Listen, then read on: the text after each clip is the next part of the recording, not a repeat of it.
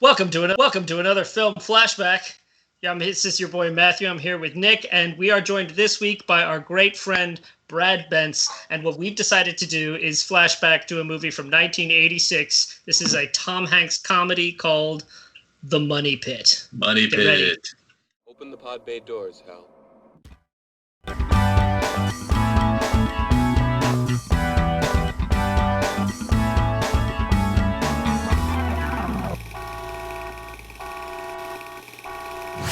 They've got good jobs, fabulous futures, a magnificent new home that they bought for a song. Who says they can't have it all?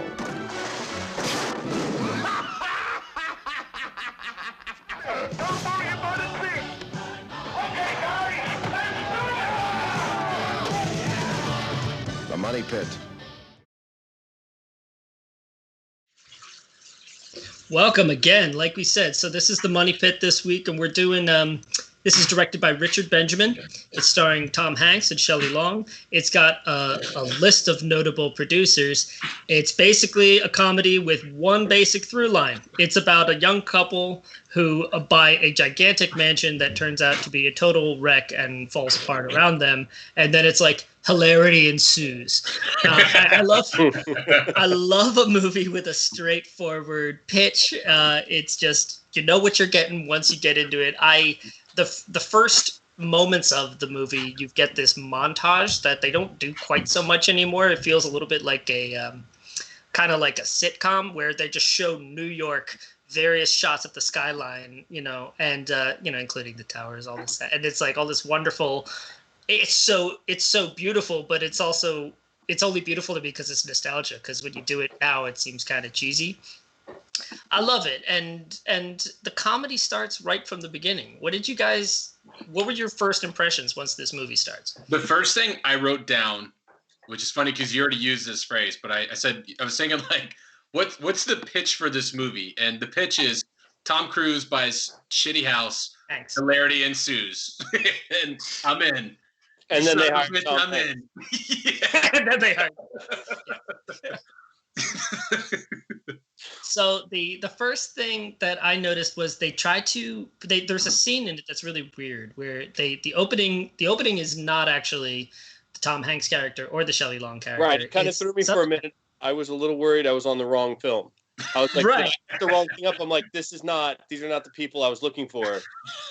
Before that title sequence I was just talking about is a shot of it's Rio de Janeiro, and you've got the fireworks going off for some reason, and it's a wedding, and there's this older guy and this young woman, and then it's basically really quickly revealed that this guy is the Tom Hanks character's dad. And there's this throwaway line about how he can't go back to the States because of 2.9 million reasons why. And you hear it's all done in overdub. You hear Tom Hanks's character say, there's close-ups of like hands rifling through mail, and he goes, "Oh well, my dad, he's always leaving me money. These money troubles. I have to pay the bills." And to me, I'm like, now once the movie's through and you realize that character only shows up at the very end to bookend the movie with another gag, I'm like, this must have been an afterthought. That's why everything's overdubbed. They're trying to like fit in a story. My first impression is it's because Tom Hanks's character doesn't look as likable without it. Like we needed to give him a reason why he was basically like crashing at his girlfriend's ex-husband's place. What'd you guys think?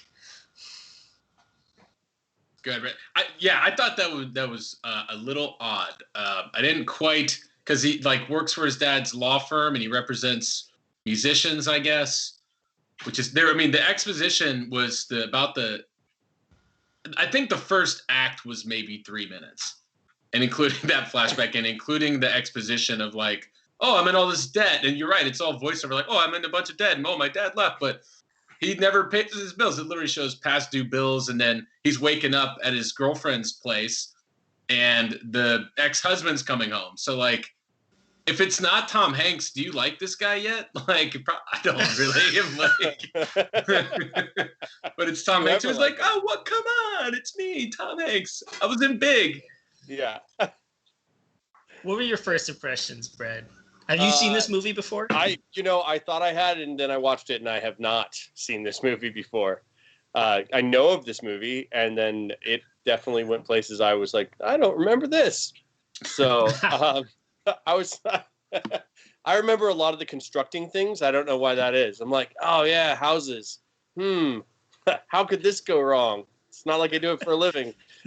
I liked that they put Steven Spielberg's name gigantic right in the middle of the screen with like fireworks behind it right there. And it was like he didn't direct the movie. He's one of the producers. Yeah, it's on the this poster. Is 1986. Yeah. This is 1986. They are selling tickets using his name. You know, it's like, branding. Hey, you're the guy that did Jaws behind Clay. Yeah, I'm curious too about this one because I was wondering about this. It was Richard Benjamin, TV director. I was looking at his credits, all TV stuff for the most part. Successful TV director. And I was going like, is this like a Poltergeist situation where he's just like Spielberg's puppet for this movie, but it's really Spielberg, you know, making all the calls? Well, dude, the producers on this movie, so not just Steven Spielberg, okay? In addition to Spielberg, we have David Giler. He was one of the producers of the Alien franchise. And also he wrote it. Steven Spielberg, in addition to Kathleen Kennedy. Yeah, Kathleen Kennedy. Frank Marshall. You might recognize Kennedy, the name. You might know, like, Yeah. running Star Wars for the So last I looked this up. Do you know Kathleen Kennedy's net worth, by the way? No. I don't think I could count that high. $150 million. So she's been doing stuff for a while. Like I was 3 years old when this movie came out. Well, her and Frank Marshall is like, if people who don't make movies may not pay attention to producers, but just go ahead, IMDb, Kathleen Kennedy and Frank Marshall. It's like all your favorite Spielberg movies. Yeah, if Kathleen Kennedy was your mom, I don't know. That'd be like you'd have access to like every Star Wars. You'd have met like every actor you ever wanted to meet. Like, I don't know, man. She's done it. Yeah. So the movie gets started right away. My first impressions are this movie made me laugh like out loud a bunch of times. I'm not sure why, because most of the time when I watch a comedy these days, you'll get a few chuckles out of me. I don't know what it is about the way that they were doing jokes back then, or if it was just because this movie is particularly good. I had a blast watching this movie. Every little moment. I like when they were in the orchestra at the very beginning, and the crazy blonde guy comes in, the European, I think he's Russian or something, and he comes in and he's like, he basically, the orchestra ends, he's the conductor, and he doesn't react, and you just see the orchestra just get slowly more and more crestfallen as they're just like, oh no, or I guess we're gonna, and he goes, the union says you have to have lunch. Well, they can hear your performances now. Was in the Cold War, 80s. Oh yeah, sure. Just throw somebody with generic Eastern. He defected in 1979 to the U.S. Yeah, oh, he was a defector. Yeah, he was a defector to the U.S. He Alexander Donov was? Yeah. And you had Yakov Smirnov in this movie, so there's a couple of Soviets. You know, yeah. he was the first Soviet to hit the floor. Comrades. Came in hard, kicking everybody out of the house. Yeah, it was great. But there's so many funny lines. Like I couldn't even write them down. I was too busy enjoying. You know. And he asks her, "Can I speak frankly?" And she's like, "Anything's possible." And it's like all this little stuff. When and he's all trying to talk her down from her new lover. He's like, "He's not even a musician." So, right. like, you can't be with like this. He's not even sexy. He doesn't even play an instrument. And I was like, I'm gonna write that one down. That's good. It had the feel of me. So I didn't catch myself laughing as much. I actually was watching it going like, this is one of those movies that all the funny stuff is probably in the trailer, and the trailer could tell you the entire movie in 30 seconds. I guess so. It felt a little like a Monty Python sketch, like almost felt like Faulty Towers for some parts of it too. Which wait a minute, definitely Faulty Towers is one of the most incredible underrated. Wait, which I like, but I like Faulty Towers, and I'm watching this going like, I kind of like Faulty Towers better. But I think my problem had to do with the setup. Like the gags are great, but I'm still going like, is this it? The second act is like an hour and 15 minutes, and we're just watching like this bonkers house, and that's it. There's no like turning point, and then like she thinks she cheats on him. This movie is like, 4/5 the fun and games section of the script. Yeah, Totally. For sure. Yeah. But I don't know. I mean, I don't see why I would want a whole long backstory. I kind of wanted them to hurry up and get to the movie because that's what we're watching it for. Like the pitch is the movie. Yeah. Well, you know who I really liked in this? Tom Hanks, because it's Tom Hanks. Like you could watch him like tie his shoe, man. The guy's he's interesting. He's funny. He's very charming. So like you do pull for him without having the thing. Well, him running around in the yard in John Stockton shorts. I mean, but see, I don't know. I'm just gonna if I'm going Tom Hanks, give me the Burbs over this for sure. Well, all right. So now that's fascinating, right? Because Tom Hanks, I don't know how other people talk about Tom Hanks, but sometimes I wonder if people have like their handful of movies that come to mind, and it's not until you start talking about him that you realize just how many of your favorite enjoyable movies the man's done. So back in the 80s, he had a totally different brand when it came to what people thought of when they heard the name Tom Hanks. They knew him from like Bosom Buddies, and like he did all these very funny kind of things. He was just sort of charming kind of guy. And it wasn't until the 90s that he broke in and started doing a different kind of role. So he does like Forrest Gump, and then he does Saving Private Ryan, and eventually, and so like it depends on when you came around, because this movie came out the year that I was born. So like by the time I come to know who Tom Hanks is, it's the mid-late 90s and I'm knowing him as a different kind of actor. But back then he's like funny man Tom Hanks. Right. I saw an interview where he said he didn't consider himself really an actor until when did Big come out? I'm just gonna beep beep beep beep beep beep beep beep. I think Big was after this, maybe, but it's right about the same time. So he got nominated for an Academy Award for Big, but according to Hanks, he had not considered himself really an actor. He thought of himself just as a comedian up until he got nominated, and he felt like that validated him. I'm like, he's still great in this, even as a comedic actor. Like, it's not a bad movie at all. It's just, it almost felt like a long SNL sketch, or I said Monty Python, like a long kind of sketch. But not that long, because the movie's like 89 minutes. What is this movie? This movie's like crazy short. It's an hour and 31 minutes, probably including the credits. Yeah. And so, I don't know. I don't think it didn't deliver on the pitch. Like, if you bothered to watch the movie, they gave you what you asked for. So Brad, you and I have done a lot of building together, mostly in theaters and things like that. You've been a builder much more than me. So like you've done more commercial stuff. So when you watch The Money Pit, do you get like pangs of anxiety where you can't laugh? Because No, I mean, because we'll be done in 2 weeks. It's no big deal. We got this. We'll be out of this house in 2 weeks. Not a problem. Yeah. Cash only up front. Cash only. They even had a guy named Brad. Like, I was like, yeah, he showed up. I'm like, this guy's got it down. This is who I want to be. I'm Brad, your plumber. I'll be not here. I did think of you. There's a line at the very end where the guy's like, but the foundation was good, so, everything else can be fixed. And I'm like, that's kind of... So let me ask you guys, I know while we're watching this, I asked you this, and like there's a lot of stuff going wrong with this house, but like the potential is there for sure, because you see it before it starts breaking down. You're like, it's a nice house. It's in New York. He buys it for $200K. Yeah. I saw the list price for this house to give you somewhat of a recent, in 2016, this mansion sold for $6 million, right? So this isn't just like some small house. It's a big house. But I'm going like, with all these problems and that it's having, and it is a money pit, I'd still take it over my apartment.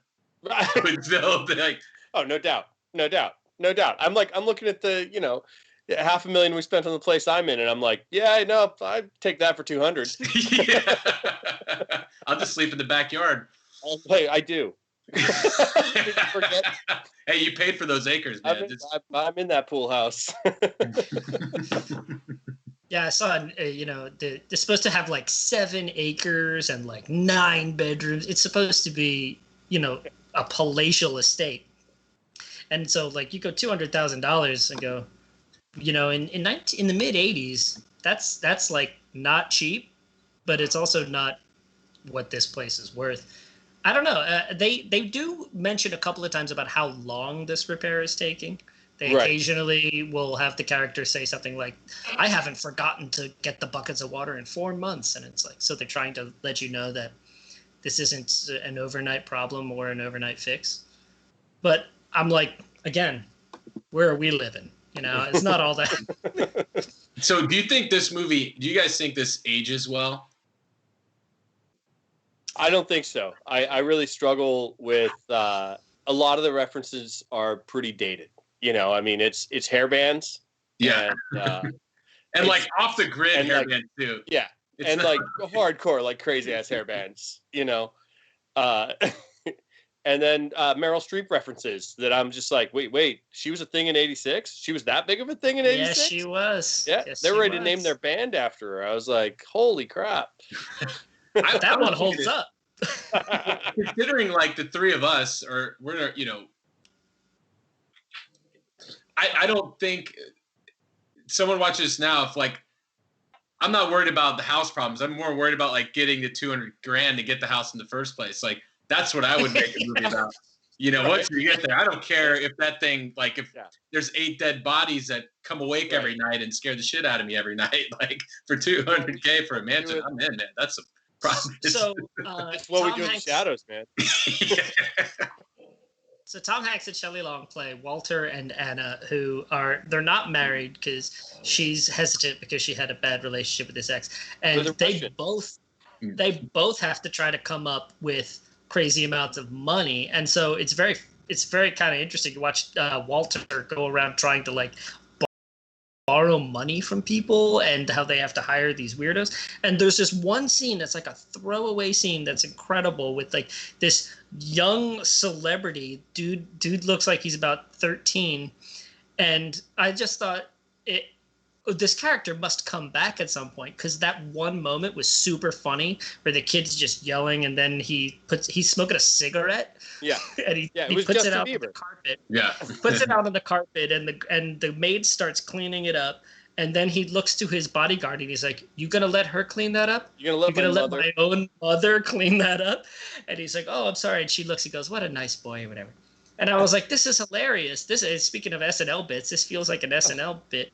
And then that character like doesn't show up again. Yeah.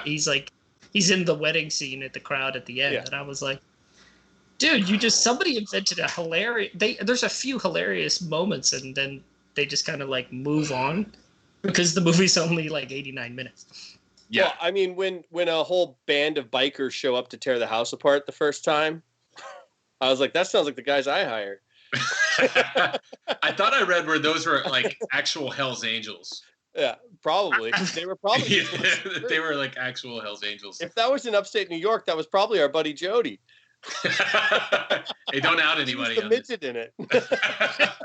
It looks like they went down to Central Casting and just took the first 38 people that were there and put them in leather. They're like, "What cars do you got?" Yeah.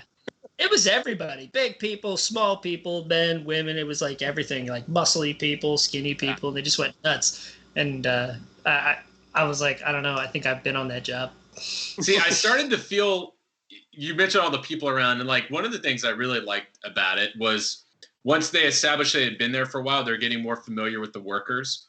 And there's a scene where the girl, what's her name? Long. Shelley Long. Goes to reach in the medicine cabinet, and there's just a guy working on the like. Oh, here you go! Reaches his hand inside, and like that exchange they have is just fantastic. By the way, says, like, your birth control pills are almost out. Yeah, just great because it gives you like I wanted to live there a little bit more, and like I think I wanted to get to know some of these characters a little bit more. We met a couple of them briefly, and also like 3 of those guys were on The Wire.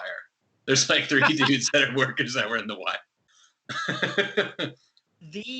This movie's like. The last movie we watched felt like a stunt show, and this one felt kind of like a stunt show. It was kind of wild to me because it's obviously just a comedy that's supposed to be straightforward, except there's so many practical, wild special effects that are happening with the house falling apart and people get like through the floor, and there was that whole scene once Tom Hanks character gets covered in the plaster. He's in like the wheelbarrow, and he's falling all over the scaffolding, and then he's going down the hill and everything. That apparently took like days and days and days to shoot. You know, there was like an interview where Tom Hanks is talking, and he's like, you know, if that was to really happen to you, you'd be covered in plaster for one time for a couple hours. He's like, but when you shoot it, you have to get covered in plaster every day for like days. Yeah. And I guess I was really surprised by how heavy the like stunt work was. And it was pretty heavy practical effects and stunt work for sure. Yeah. I think it could be. It was like an X. We had the last movie we did. We said if this was a ride, we were doing Trimmers. Sorry, there's a couple weeks last we were doing Trimmers, also made by Universal, and we were saying if this was a ride at Universal, would you ride it? I think Trimmers could be a cool ride. If this was it wouldn't be an effect. I guess it'd be like a stunt spec show, but I would watch it. See, that would be cool. Or like if this was a play, I think it'd be very Oh yeah, you're right. You know, I think that would translate to today better than the movie would. You know that one? There's the one gag that's close to the beginning of the movie where Shelley Long's character Anna is upstairs and she gets a raccoon pops out of nowhere and starts attacking her to her face. I love that animals do that in movies. They're always like attached to people's faces. And then so Tom Hanks, Walter, hears her and he tries to get up the stairs and the entire staircase collapses under. And so he's like Legolas in The Hobbit. He's like slow motion trying to like jump over the pieces out behind him and he ends up hanging with his insane grip, and she steps on his feet. So that, because the entire staircase is gone, they really did that scene, you know. So Shelley Long talks about how there was some like little wire, like a what was it, like a fishing line that was supposed to like be her safety to hold her back from tumbling right over the edge. And she's like, I don't think I'd do that again. But it's like, yeah, this whole movie's full of like real wild effects and stunts. And well, they demolished that house. So when they're scouting locations, they found this house because it was on the market, and they also wanted to find a house that like already needed to be fixed up, and so they were trying to hide it from the owners that they're basically going to tear half the house down, which they did before building it back up. But I guess like the owners came halfway through shooting for some reason. They're like, what the hell?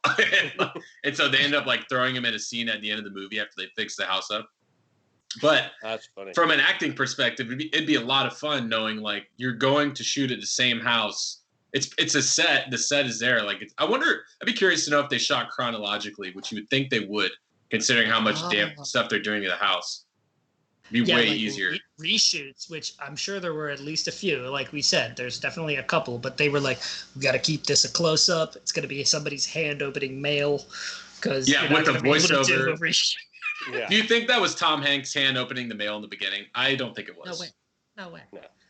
Yeah. I think those were shot later. So there was an original to this, which I don't have in front of me because I had never heard of it. That came out in like 1948.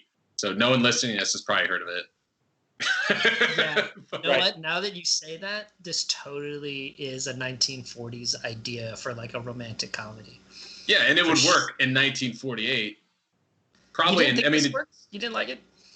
I thought it was fine. I just didn't think that's not my type of humor, I guess. And not for an hour and a 15-minute movie or whatever it was. For like a sketch, 10 minutes, I'm in. If it's a play, maybe, because you might get a little more story, but not my preferred viewing, I guess. What about you, Brad? Is this movie worth it? I think next week we should take a look at Mr. Blanding Builds His Dream House with Cary Grant, and then decide which is better. Is that what it's called? Yeah. Mr. Blandings Builds His Dream House. That one's just about a man, because in the 40s, only men bought Yeah. houses. He's like, I bet he doesn't get cheated on. I'm going to... Okay, all right. He's like, I'm going to build a house for my wife.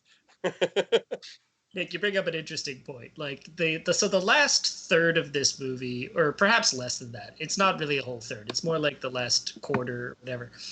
It has a very fascinating change of tone where the sort of antics kind of calm down for a minute, and the story takes this crazy where she thinks she's slept with her ex, got drunk and slept with her ex. And then they basically, the two characters, Walter and Anna, break up over this. And it's really kind of serious and it's a little intense. And she yells back at him and is mad at him because he's mad that she just banged her ex-husband. It wasn't going to tell him. Yeah. He had to, the biggest issue she is, lied about it like 3 times. And then he's like, please, come on, you can tell me. And then she tells him, he gets mad. And then she like storms out because he got mad. Yeah, well, even before that, when she stormed out, she's at the Russian guy's house that she just slept with. And he goes, what are you going to tell Walter? She goes, I'm not going to tell him anything. Like, you bitch. And then he's like, but then his answer is, you're not going to tell him a thing? You're just going to leave him? Yeah. I'm telling you, I'd have sent that guy straight to J. Edgar Hoover. I would have. Called immigration on him. Is that what he would have done? But the movie like stops being funny for like a good 15 minutes there, where you're like, oh, this is very serious. These two people who love each other are about to split up in a very real way. And we were kind of like, I don't know whose side I'm on here, except, no, wait, I'm on Tom Hanks' side. He didn't do anything. Yeah. You know what? That third act it caught me off guard, and I was just sitting here thinking about it. It's like, all right, well, first of all, it reminded me of, you mentioned the breakup. It's like the breakup and the marriage story rolled into 5 minutes of awkward anger. And I guess the thought behind it would be like, if it's a comedy, everything's accentuated. So if you're mad, be really mad. And if you're sad, be really sad. So like we have this, but they're like good actors. So it came across like there wasn't like a comedy angry at each other. It was like a real anger. I thought we were going to get this like whole nother hour-long movie about this nasty breakup in this house. Oh, for sure. It was almost sad. I was like, aw, these people, aw. But I just didn't because what they've tried to do is they tried to make both characters like equally responsible, and I wasn't buying it. Brad, what did you think about the last part of this story? I mean, I totally understand what they were trying to do. In that, like, house building is stressful and is like to the max. My parents built the house that they still live in. I've been around it my whole life. Like, you get to a point where you're like, I'm going to kill you. Like, we need to be living in there. Why is it not finished?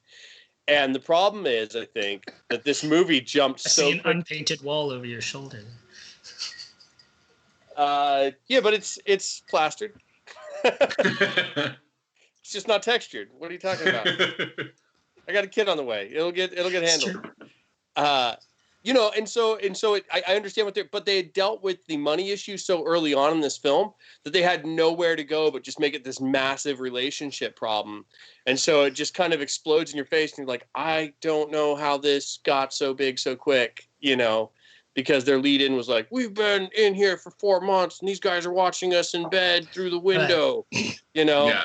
So it's like all of us have written scripts before, so it kind of feels like they got most of the way into a story, and then somebody was giving them feedback and was like, we're going to need to level up, though. We need a new, stronger problem. Yeah. Because we kind of, this story is only 50 pages, and it's not a feature. And then they were yet, like, okay, what's the strongest problem we can come up with? Exactly. Because they could have, based on and Brad, you're right, like the stress level of being, you have all these different things going on. You're living with someone that close. Everything's going bad. Like, it could have been someone left their dishes out and then they blow up. But like, to your point, it's got to be what's like, all right, well, that's one thing. What's the strongest thing? What's like the worst possible thing? And they kind of set her up to be like sleeping around the whole movie. Like the whole time he's always kind of like, oh yeah, I know you can always get money. And it's like, what are you saying about this woman? Like, you're with her. She plays a lot of flute. Yeah. Yep. It's great. She was a violinist. Oh, violin. Sorry. Yeah. So she knows how to pluck those strings. So out of all the problems in with the house, we see the leak in the roof, we see a bathtub fall through a floor, the entire staircase goes out, the front door falls off. So more than one carpet problem. The electrics is outrageous. The electrics literally just goes like a cannon wick through the whole kitchen. I mean, it's kind of my favorite scene. So shout out Matt Hudak's our electrician friend. I've had to fix some of that. So given all these problems, as a contractor, what's the worst problem that comes up in this movie? What's the one that just makes you go, get rid of this house, just tear it down? Don't say the girlfriend. Man. We already covered her. Right. Oh man, I don't think any of it's. The problem is when those first two contractors show up. Like that's when you're like, yeah, Joe what? Mantegna. Don't hire Joe Mantegna. He's just trying to bang your wife. And I've met him since, and he's a fantastic man, and he never tried to bang my wife. I want to be clear. He's a good friend of friends. Like I'm not saying that's who he is now. I'm just saying at the time, in '86, I had a criminal mind back then. Yeah, don't hire Joe Mantegna to be your contractor. You see who he brought? Well, what's the line? He's like, to be fair, he calls her wool. He's such a good-looking wool. Yeah, she's good-looking wool. Which is like, whoa. Yeah, and usually when a woman calls a carpenter, it's to hammer in a few nails. You know he what fixes I mean? the carpet. Yeah. Wait, but what about the electrics? It seems like every time they push the doorbell, and it's like the house is gonna burn down. Yeah. The fact that they pushed the doorbell and then tried to use other electrics, like I'm already like, you know what, dude, you need to pitch a tent outside and not be in that house at this point. That's the one that freaks me out because I'm like, all right, a little water damage is really bad. It goes a long way, but it's like, well, all right, we know what to do to replace a roof. But the problem with electrics is that it's all in the walls. You got to strip everything out of those walls. Yeah. Yeah. You don't know. You have no idea where the fire is.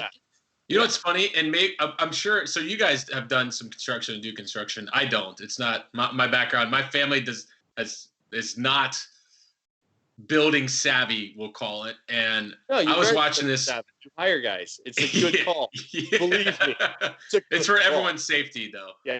So I'm watching this going like, because the out for, I would say most people that are watching this movie is like, I'm looking at it going like, well, he can just fix those stairs himself. And I'm like, how would I fix those stairs? I'm like, yeah, that's not really a good option. No. And then everything, that's one of the easier things to fix in the house. So you talk about electric, plumbing. Yeah. It's like a curving, freestanding staircase. Yeah. It's in the middle of the room and it curves. And it's like, okay. That would take me 2 lifetimes. Thousands and thousands. How to be a grip on that set, and they're like, hey, that staircase, we want you to rig it to fall apart. And you're like, what? That's what I was saying earlier. Like that one gag was just intense, and it's just one out of many in this movie. Yeah. I was also watching, like, we've all done some PA work on sets and stuff. Saying this would probably be a terrible, terrible job if you're a PA.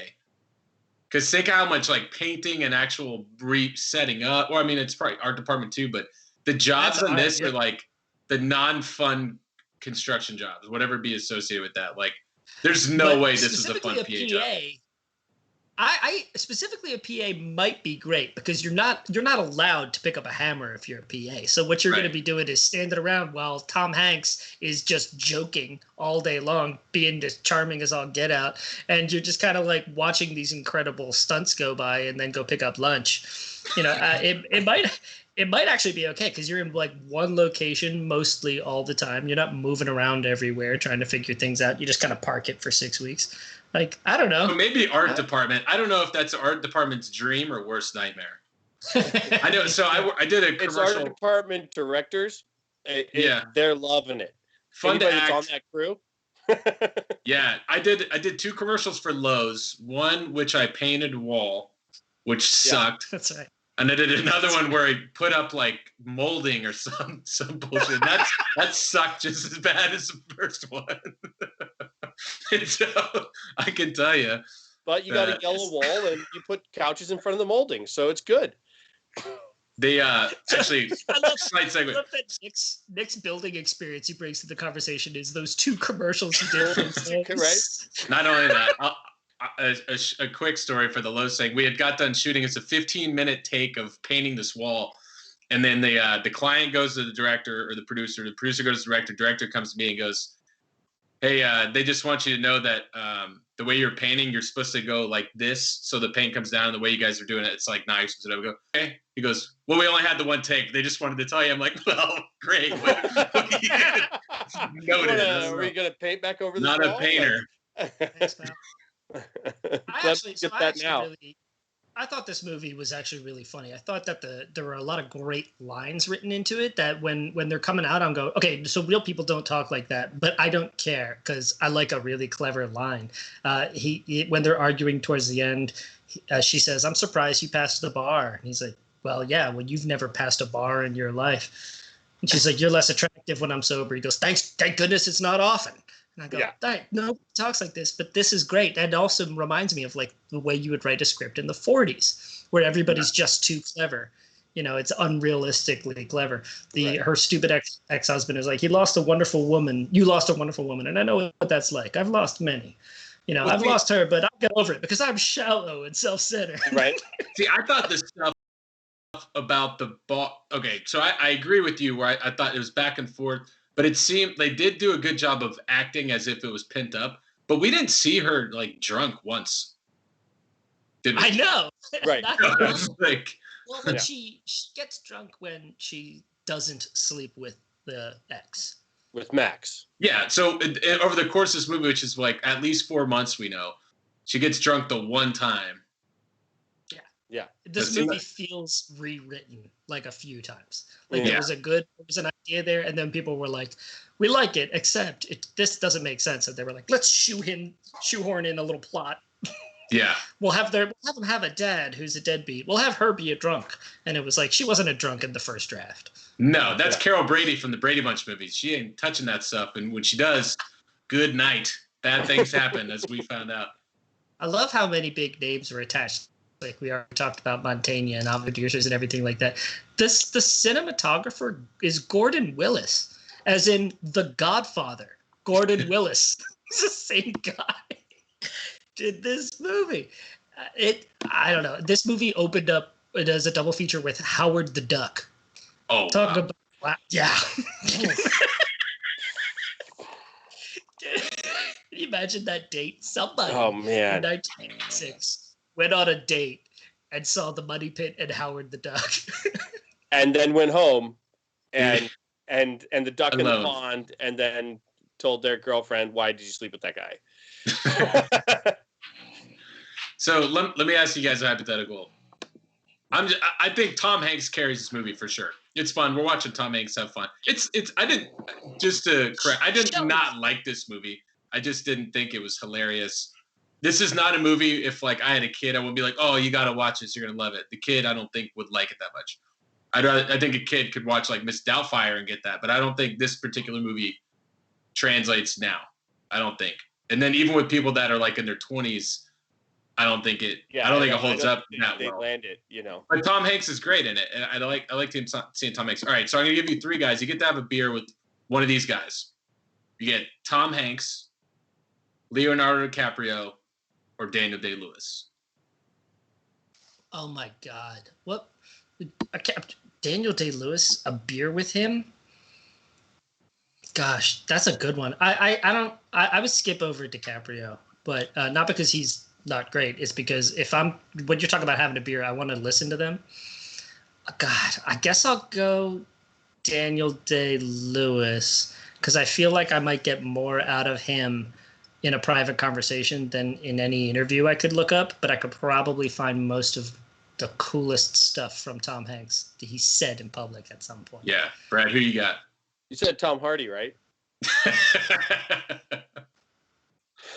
No, I think I'd have a beer with Tom Hanks. I think that I worked with his son. I worked with his son's partner one time. That's who I worked with as a producer. He's like, "Yeah, I'm calling," and I'm like, "Wait," and he's like, "Yeah, Colin Hanks, yeah, we've been working together for." I'm like, "God, you're just name dropping now, man." So and now you're name dropping a name dropper who's name dropped. But I didn't because his name was like, you know, it's no big deal. Unimportant. I skipped him. Went straight to the important guy. I think I'd probably go Tom Hanks, but I will say, I think Hanks and Day-Lewis would backfire because as cool as they are, they'd want to talk about you. They'd be like, "Well, Matthew, why don't you? How was your day, though? What are you doing today? How was?" And then they look like, "I'd like to learn more about this craft, editing and construction." But And it's then the DiCaprio would be way you like, put the "All question. right, Do you want to have a beer? yeah. Because if you want to have a beer with Tom Hanks, he's gonna like he'd be good to like play some cornhole with at like a tailgate. Yeah. He'd be yucking it up. It'd be really fun. If you try to play a little cornhole at the tailgate with Leonardo DiCaprio, a minute, you'll have like a great turn and you'll turn to your partner like, "Isn't that great?" And he's gone talking to some woman. No, I Like, disagree. where I is think he? there's 20 women around He's him. off. He Yeah, can't even barely throw. around both arms. And Yeah. they're like, "Oh, that guy can't ever finish a cornhole game." But even more interesting, imagine playing cornhole, drinking a beer with Daniel Day-Lewis. And how do you score the game? It would probably be the most What intense normal game people do. of cornhole ever. Joy. Yes, Daniel. This is He'd what be you out do. there till like 3 a.m. trying to perfect it. He would still be in the game 3 Yeah. hours later. And like, Point to that whole what? thing was Tom Hanks, very likable. I would choose Tom Hanks. He's very high up there for like, I guess, celebrities that I would be actually interested in having a beer with. Oh yeah, may he be well and make 1,000 more movies. Yeah. Yeah, he's definitely one of those guys that if he's in it, I will watch. And For the I was looking at, there's some things in this actually. So this is his first time he worked with Spielberg, and they obviously did some pretty great things together. yeah. Saving Just Private one. Ryan, might have heard of that. Catch Me If You Can. A few films. But this is the first thing they worked on. So Tom Hanks got his start too, which I didn't know. He was had like a guest star on Happy Days, like just a small little part. And Ron Howard saw him and cast him. Of course, I didn't write the name of the movie down. But he got his start from a co-star or a guest star on Happy Days. And Ron Howard saw him. It's like, oh. Yeah, you start listing Tom Hanks movies, you'll be at it for an hour, where you just go, "Oh yeah, I forgot about that movie. Oh, I forgot about that movie." This is just one of them. You mentioned The Burbs earlier, and it's like Joe versus the volcano, and it's like, Little "Oh man, Turner this guy and was Turner and Hooch." Yeah, dude. And it's like that was all before he does Forrest Gump. Yeah. It's I love it. I mean, he's Woody from Toy Story. Jesus, Yeah. That is kind of funny. I bet you could say to people like, how old are you based on what do you think of first when I say Tom Hanks movies? Like, what's the first thing you picture? You might figure out that little Ron Howard movie I couldn't think of. He cast him in Splash. Oh, just a little. No, that little one. Might have heard of it. Made a bunch of money. This movie made a bunch of money. This is like a $10 million movie, which you can tell is just like all those incredible effects and stuff like that. But it's like it made several times that. It works. It works. I mean, I think I enjoyed it more than Nick.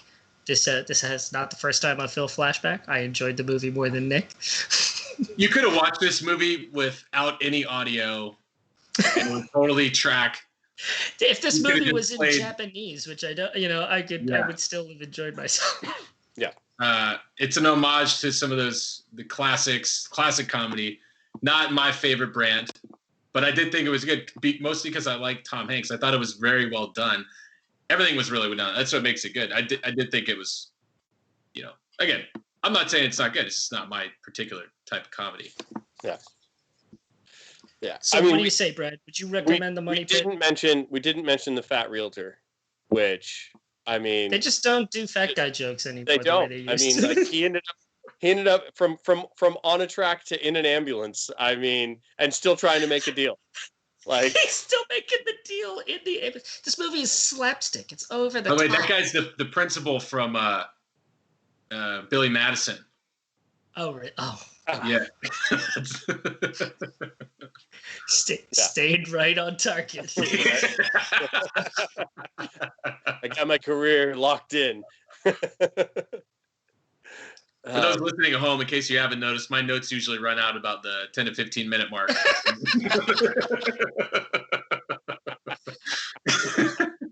I do my work early. Yeah. it's hard for me to imagine somebody being disappointed in the Money Pit, because it's hard for me to imagine somebody watching the Money Pit without and then it gives you what it promises. If this is what you thought you were probably going to get. I can't imagine someone having the wrong idea, except for the part where it gets a little weird toward the end, where they were trying to raise the stakes a little bit and get a little heartfelt. But other than that, I mean, it's totally goofy. You could put it on and walk in and out. It's back exactly. You could play it at a bar on mute and you go, oh, wow, that's great. Enjoy it. Yeah, people would enjoy it. They're like, oh, the Money Pit's on. Yeah. And then it would get to that point in the movie and they'd be like, I don't remember this in the movie. See, I thought you were saying they get to that point in the movie, be like, "Oh my God, that's a principal from Billy Madison." Yeah, they'd be like, "Isn't that? I think that's the principal from Billy Madison. What's he doing in there?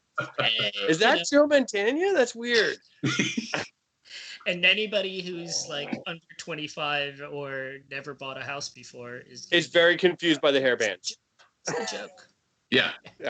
200 grand. Yeah, right. Yeah. Well, I'll take it right now. I didn't buy that for 200 grand. That was my car. Well, thank you so much for joining us, Brad. We're going to wrap this up, and we'll be right back at it again next week. Nick, why don't you tell everybody where they can find these episodes? Well, you're watching now, clearly on YouTube. We are going live on Tuesdays and Thursdays at 8 p.m. if you want to watch us live. If you want to listen to the podcast, it'll be available tonight, tomorrow morning. If you wake up, it should be on iTunes and Spotify and iHeartRadio. And we have our other episodes on there as well. They're not really date specific. So, if you haven't heard some other ones you like, check those out too. You probably like them. See one of your old favorites, hear what we have to say about it. Yeah. I will add real quick. The Money Pit is available for free on Netflix. So if you have Netflix, check it out. Let us know what you think. If you agree, disagree. Yep. All the movies that we've been watching during this Instant React series have been movies that are streaming on one of the major popular streaming platforms. And that was kind of the idea, so people could watch along with us. So like I said, thanks again, Brad, for joining us. Thank you, Nick, as always. And we'll see everybody next week. See you.